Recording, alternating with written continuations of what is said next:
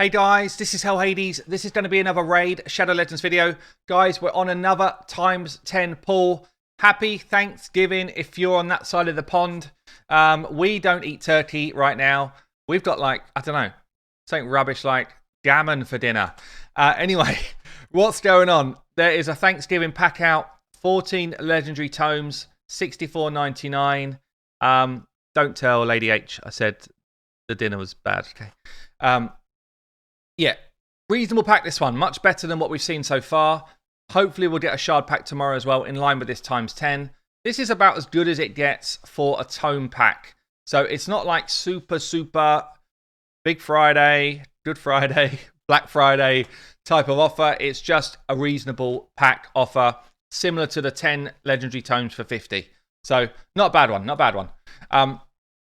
Let's get into this. So for those that don't know, they do this kind of rotation now of a 2x event and a 10x event.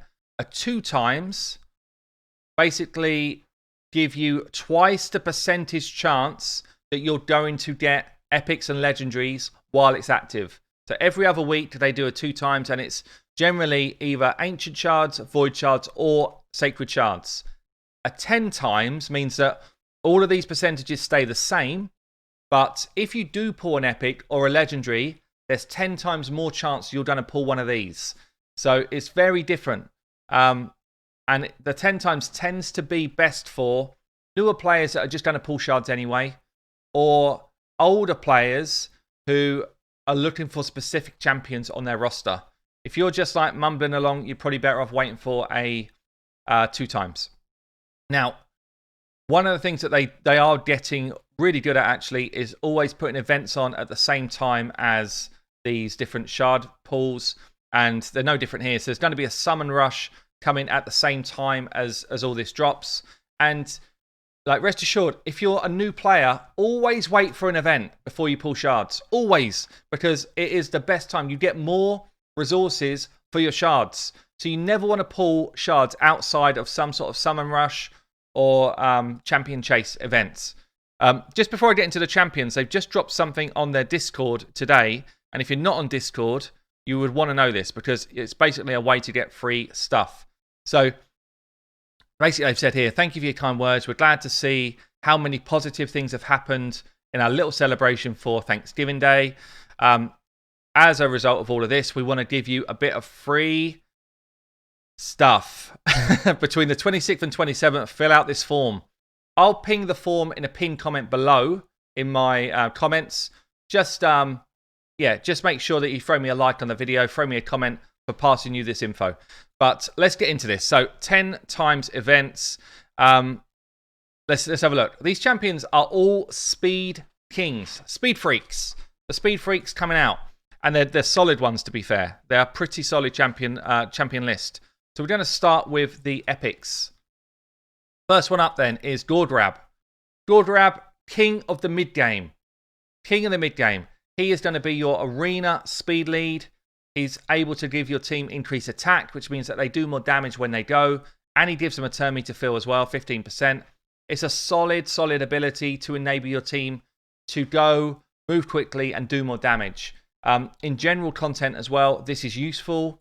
He's also got a revive on his A3, which is really cool for Faction Wars. Pretty cool for just general content like Dragon and Spider when you're struggling to get through those different waves.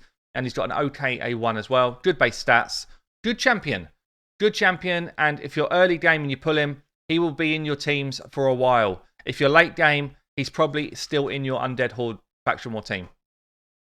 Next one up then is going to be Seeker. Now Seeker, similar to Gord, he's got the speed booster and he's got an increased attack. So both of them enable someone like an Ultimate Gaelic to get their HP burns off really early. Really good enablers for that. Seeker is kind of king of some of the really late game clan boss teams. So he can be in a double man-eater, Painkeeper, Seeker, and one other. And you will do like maximum damage. Maximum damage. You do need quite high speeds to do that, but it's one of the best teams that you can build. He's also very cool in the arena because firstly, you get your 30% turn meter boost, which is brilliant. You get your increased attack, which means your damage dealers do more. he gets another turn as well, and he's only got one other ability here, and that ability's got a chance to provoke.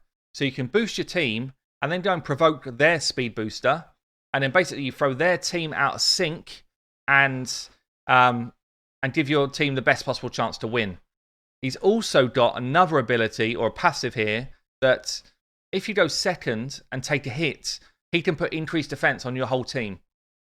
So that increased defense just gives you a chance to live until you get your turn. So probably one of the best speed boosters in the game, including legendaries, because of some of his kit. Very cool champ. Next one up then is going to be the first Void champion. And it's going to be Golden Reaper. Now, this faction suffer from a lack of options when it comes to faction wars in terms of speed manipulation. So you don't really have a lot of boosters, certainly not in like the legendary status, or a lot of turn meter reduction. So her coming in as a speed booster is pretty critical, actually. So I use her in my endgame team. She's got a speed boost and a turn meter boost on her A3. Only needs one book here for this to be a 3-turn cooldown. If you just land a book there, you might leave it at that, to be honest.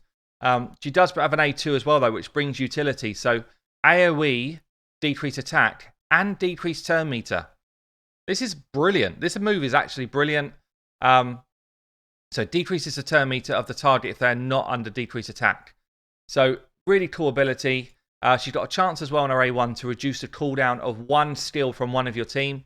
It's a bit too random to really rely on this, but can be quite niche. Good base stats apart from her base defense. She's got an aura for some accuracy and faction crypts as well, which is okay. But decent speed booster, often overlooked because, you know, Apothecary brings a heal or Hypertune brings a bit of a more reliable turn meter reduction. But actually, really good champion. Next one up is one of my favourite epics in the game, Sylar. She is the queen of Spider. Literally ridiculous for Spider. Ridiculous for faction wars as well. Decreased speed and decreased turn meter. So she's doing the opposite of what everyone we've seen does so far. She's throwing out a decreased speed and a decreased turn meter. The difference being that to increase your own speed, you don't need accuracy. To decrease speed, you have to have enough accuracy. So it's possible for her to be resisted. You just got to get her accuracy up as well as her speed up. But this ability is so strong. It's stronger than boosting your own turn meter. Throwing theirs back 40% is huge. For the arena, for Spider, for faction wars, absolutely like top draw ability. She's also got a decreased accuracy, which is huge as well for the same areas. And she's got another AoE here. Put her in a stun set. She'll be stunning people at the same time she's doing her abilities. And she's got a faction crypt speed aura. She's solid. Really good champion. So that's the epics done. Let's get into the legendary champs. And we're going to start with basically the queen. She's even got a crown. The queen of speed. There's no one in the game that is better at manipulating speed than Lysandra. She's the best. Outright the best. She's got an A1, which transfers debuffs from this champion to a target. So if Hedgie comes in and hits you and puts something like the block abilities and decrease attack on, if she counterattacks, she'll throw it straight back onto Hedgie. Or if she doesn't and she A1s on her next turn, she'll throw it onto someone else. It's a really good ability for an A1. She's got fully depletes turn meter on her A2. So fully depletes is the important language. Some people deplete by 100%. That isn't fully depleting in a lot of instances. So this will take it right back to 0 no matter what the turn meter is. And then we've got a speed buff, a turn meter fill, and a turn meter decrease all in the same move on our A3. I would say book this down if you can. It's really great.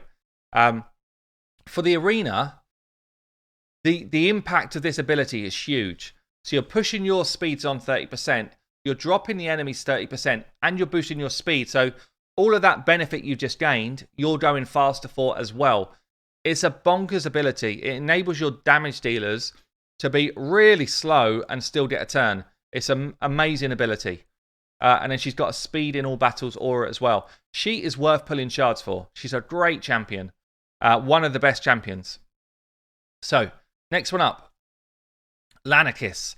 Lannikis, the Chosen. Cool champion, bit nichey. She's got an A3, which gives you increased crit and increased attack, which is nice. And there's a chance that you'll get an extra turn going from that. Her signature is this A2.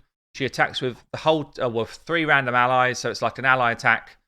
And she boosts turn meter at the same time, and she increases duration of all buffs. So massive ability, this one. The challenge with her is the fact that she'll only A2 first if you've got increased attack already on your team. So if you've got an Arbiter going before her, or a Seeker going before her, something like that, then she will skip straight to her A2. If not, she wants to buff your team before they move. And a 50% when booked chance of getting an extra turn is too random to risk. I used to run her in my clan boss team, and she was solid for it. But this 50% chance to get an extra turn means that you can't properly speed tune her into like one of these crazy teams. It's not really possible. She does bring an A1 with continuous heal as well. Really good champion. She'll probably be in most of your teams if you're like early to mid game. Next one up, another great champion. These are all good. All 8 of these are good. Morley. Morley is, I'd say, an arena specialist. So she's got a provoke on her A2.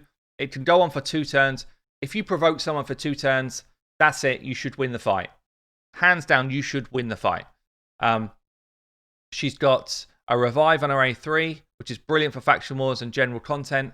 The person she revives comes up with block damage on as well, so they will stay alive until they get a turn. And then she's got, and that's on a 4-turn cooldown if you book it. And then she's got this passive which boosts turn meter. So if she takes a hit, any sort of hit at all, your team will get a 15% turn meter boost. If it's against a boss, it's 25%. It's a shame she doesn't hit very hard, because she would actually be an insane clan boss champion if she hit a bit harder, but she doesn't. She hits like a noodle. Even if there's an HP burn out there, she hits like a noodle. But yeah, good champion though, really solid, and well worth getting into teams. She's in endgame arena teams. She should definitely help this faction, because this faction is sparse. Why do they keep building the undead when there's only 4 dwarves? Like, help them out. Help them out. The last champion then is actually someone that I just got, and there will be a guide out for this champion today. I just got her. I've just built her. I've done the guide. It's uploading right now. She's a beast. Raglin, an absolute beast. Honestly, she's a game changer. Her skin is actually wicked as well. Like the little kind of dance move she does in a minute is cool. She just looks like, yeah, I know that I own. I know that I am going to kick your ass, even though I'm pretty slender. I love it. Here she goes. Oh yeah, what's playing? What's playing on the jukebox? Here we go. So she's got this turn meter fill on her A1, triple hit, random turn meter fill for allies. You don't need any accuracy for this to happen. It just happens. She's got a full cleanse and heal on her A2, which is nice.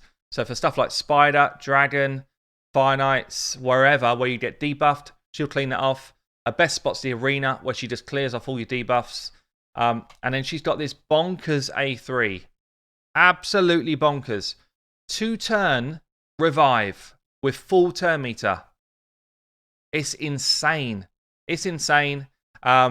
She's not a reader, really. 9 books in total to finish her off. And if you just get a book in this A3, she's content.